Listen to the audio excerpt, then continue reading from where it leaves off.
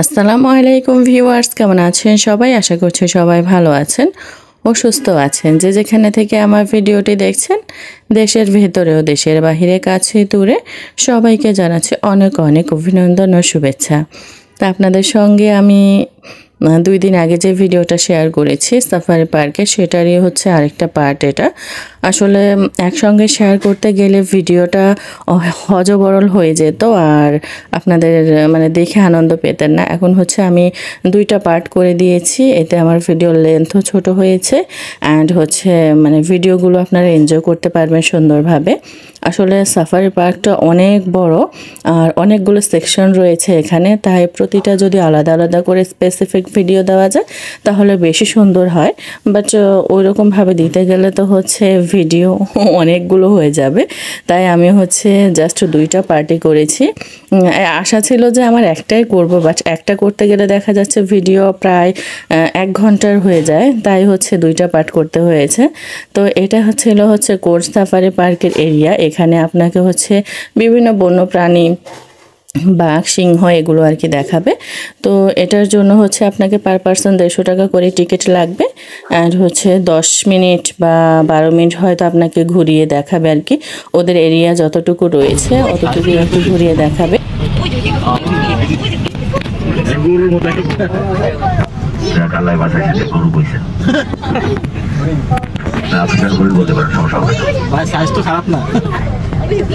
বড় কিন্তু এরকম চেকও থাকে না, ঠিক আছে?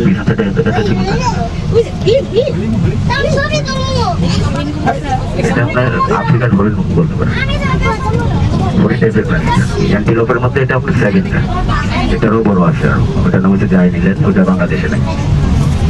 এই ভিতরে আপনাকে অনেক ধরনের পশু দেখাবে, বিশেষ করে বাহিরের অনেক পশু রয়েছে যেগুলো আপনি কখনো হয়তো বা দেখেননি, বইতেই পড়েছেন। তো বাচ্চাদের জন্য আর কি এটা বেশ একটা আদর্শ জায়গা। অ্যাশ কালার যেটা এটা হচ্ছে মেল নীলগাই আর ব্রাউনটা হচ্ছে ফিমেল নীলগাই।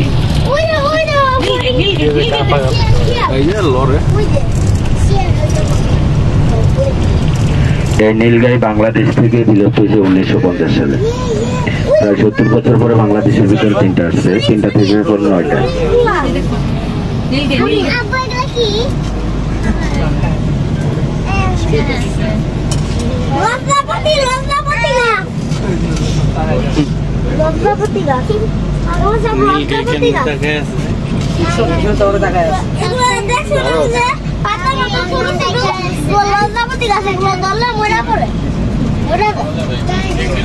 তুমি আর কি কি জানো কদি?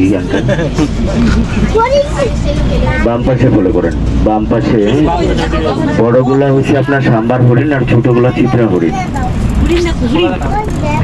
আর আমরা পিছনে বেশিরভাগই দেখছিলাম ফিমেল নীলগাই আর সামনে আছে মেল নীলগাই।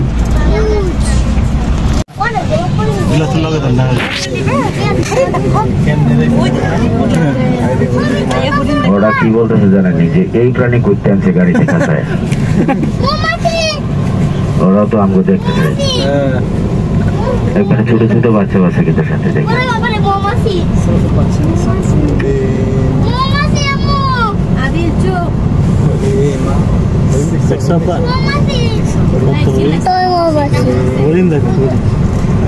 ডান পাশে আবারও আছে একবারে ছোট বাচ্চা সহ, মাত্র 6 দিন বয়স। ওইদিকে বড়গুলো আছে, 6 দিন বয়স।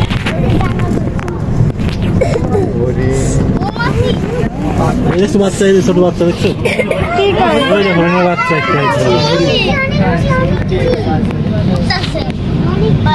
বাম পাশ থেকে দেখে না গেলে দাঁড়ায় দেখেন, শুধু যে পাশে প্রাণী থাকবে এই পাশে বসে দেখবেন, অন্য পাশে লোকজন দাঁড়ায় দেখবেন। ওইদিকে বড় আছে। আসলে বিশেষ আকর্ষণ হচ্ছে বাঘ এখানে, বাট অতিরিক্ত বৃষ্টি হওয়ার কারণে হচ্ছে বাঘ অনেক দূরে গিয়ে বসেছিল। আপনাদের ভাইয়া আর কি ক্যামেরায় আনতে পারেনি, হয়তো বা দূর থেকে একটুখানি আনার চেষ্টা করেছে বাট আসেনি। কারণ বাঘ অনেক বেশি না, বাঘ হয়তো বা 3-4টা আছে, তার মধ্যে হচ্ছে সবগুলো অনেক দূরে দূরে গিয়ে বসে আছে, তাই ক্যামেরায় আসেনি। আসলে বাঘ দেখতে সবাই বেশি ভালোবাসে, বাঘ হচ্ছে একটা হিংস্র প্রাণী। তো এরকম ছাড়া অবস্থায় আপনি গাড়ির ভিতরে বসে বসে বাঘ দেখবেন, সেটার ফিলিংসটাই হচ্ছে আলাদা। তো কিছু করার নেই, আসলে সবাই সবসময় সব কিছু চাইলে যে পেয়ে যায় তা কিন্তু না। তো আপনাদের ভাইয়েরা চেয়েছিল বাঘ দেখতে, সিংহ দেখতে কাছ থেকে, কিন্তু ওইগুলো দেখা যায়নি, ওইগুলো হচ্ছে দূরে দূরে বসেছিল। আর এখানে হচ্ছে ভেতরে হর্ন বাজানো নিষেধ, হর্ন বাজালে হচ্ছে ওরা ছুটে আসে, কিন্তু হর্ন বাজানো নিষেধ, তাই হচ্ছে হর্ন বাজায় না, জাস্ট নিরিবিলি হচ্ছে গাড়িটা চালিয়ে, মানে কোনোভাবে হচ্ছে পশুগুলোকে ডিস্টার্ব করা যাবে না। ওরা আর কি এই যে দেখেন কি সুন্দর মনের সুখে এখানে ছাড়া অবস্থায় নিজেদের মতো করে খাচ্ছে, দাচ্ছে, ঘুমাচ্ছে। আর আপনারা হচ্ছে জাস্ট এনজয় করে চলে আসবেন ভেতর থেকে সেফলি। এই গাড়ির ভেতরে বসে আপনাদেরকে সম্পূর্ণ এরিয়াটা ঘুরিয়ে দেখাবে। তো এই তো হচ্ছে ওই এরিয়াটা ঘোরার পর এখন হচ্ছে চলে এসেছি আমরা এখানে 3D দেখার জন্য। তো এখানে হচ্ছে 3Dর জন্য আলাদা করে 100 টাকা করে পার পার্সন টিকিট কাটতে হয়। বললাম না, এখানে যে সেকশনগুলো রয়েছে প্রতিটার জন্য আলাদা আলাদা করে আপনাকে টিকিট কাটতে হবে। তবে টিকিট অনেক বেশি দাম না, আপনার 100 থেকে 150 এর মধ্যে রয়েছে।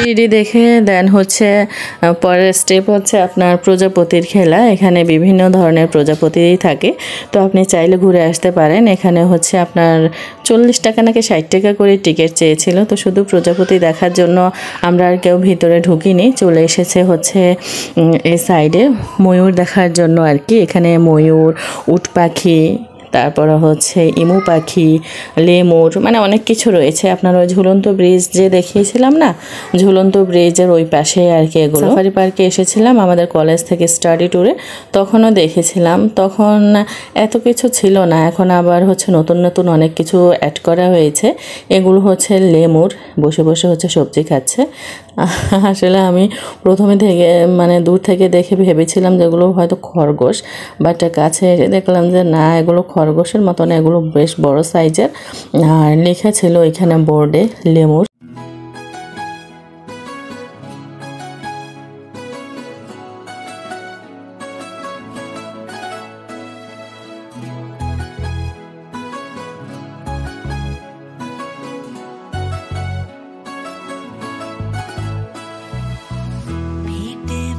सुनो नैनीताल शहर में हो प्यार है क्यों सुनो यू पहली नजर में हो भेंट भेज सुनो नैनीताल शहर में हो प्यार है क्यों सुनो यू पहली नजर में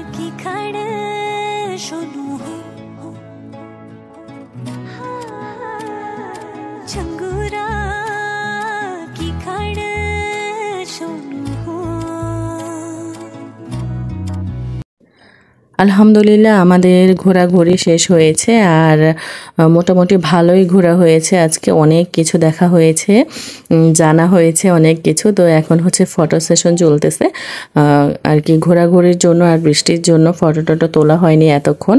তো এখন হলো বেশ রোদ উঠেছে আর চারিপাশটা কি সুন্দর এখন, মানে স্নিগ্ধ লাগতেছে। বৃষ্টির পরে যেরকম একটা স্নিগ্ধ ভাব চলে আসে গাছপালায় পরিবেশে, ওই রকমই একটি স্নিগ্ধ ভাব। আপনাদের ভাইয়া হলো আমাকে বলতেছে তাড়াতাড়ি চলে আসো, মানে প্রচণ্ড পরিমাণে ক্ষুধা লেগেছে আর খুব টায়ার্ড হয়ে গিয়েছে।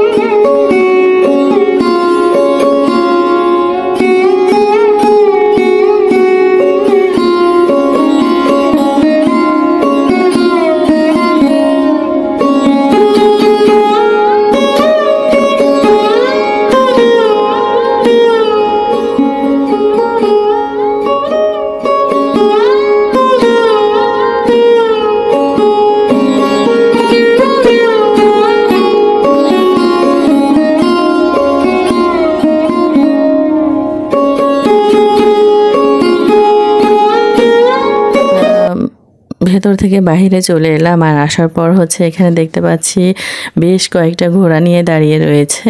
আর ঘোড়ার পিঠে আর কি চড়ার জন্য একজন করে আর কি উঠানো হয়, 50 টাকা করে নেয়।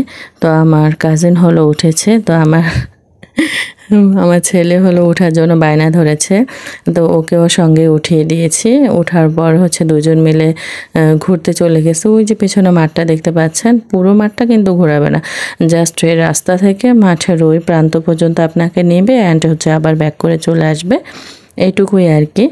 আর এখানে হচ্ছে এখন বৃষ্টির পর দেখেন প্রচুর দোকান বসেছে রাস্তার দুই পাশে আর কি। এটা হচ্ছে পার্কের সামনের এরিয়াটা। পার্কের ভেতরটা যেমন বড়, পার্কের সামনের এরিয়াটাও ভীষণ বড়। তো আমরা যখন ভেতরে প্রবেশ করি তখন কিন্তু এখানে কিচ্ছু ছিল না, কারণ তখন প্রচুর পরিমাণে বৃষ্টি হচ্ছিল।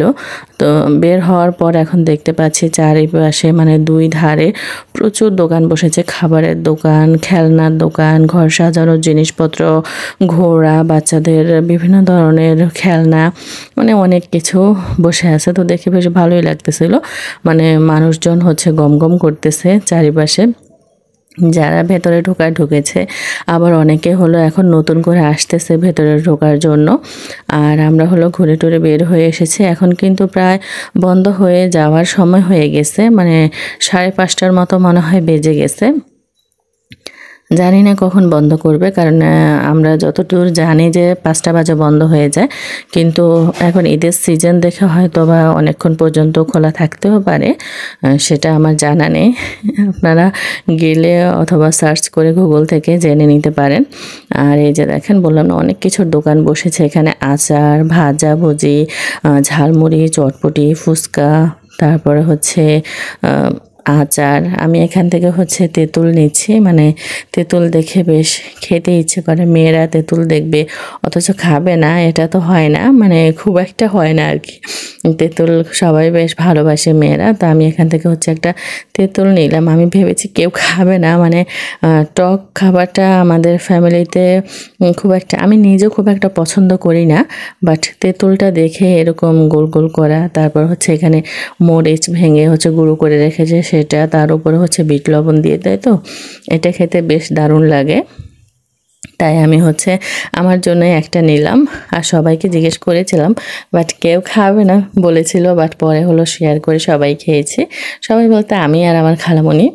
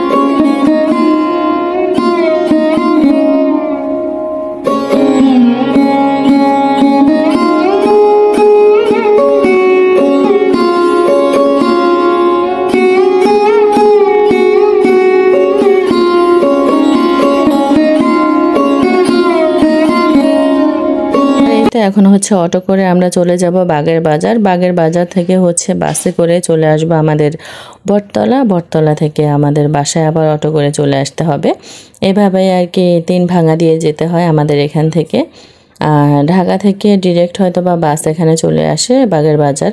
আসলে হচ্ছে বাগের বাজার থেকে অটো নিয়ে আপনি ডিরেক্ট হচ্ছে সাফারি পার্কে চলে আসতে পারবেন। আর এই তো আসার পর হচ্ছে সবাই খাবারের উপর হামলে পড়েছি, মানে এত পরিমাণে ক্ষুধার্ত সবাই। আর আমাদের হচ্ছে ভাত রান্না করা ছিল, মাংস ছিল, তারপরে খিচুড়ি রান্না করা ছিল। তো এখন হচ্ছে খিচুড়ির সঙ্গে আবার ডিম পোচ করা হয়েছে, মাংস আছে। কেউ উপরে কেউ নিচে, যে যেভাবে পারতেছে আর কি নিয়ে শুধু খাওয়া শুরু করে দিয়েছে। তো আজকের মতো এখানে বিদায় নেব। সবাই ভালো থাকবেন, সুস্থ থাকবেন। আল্লাহ হাফেজ।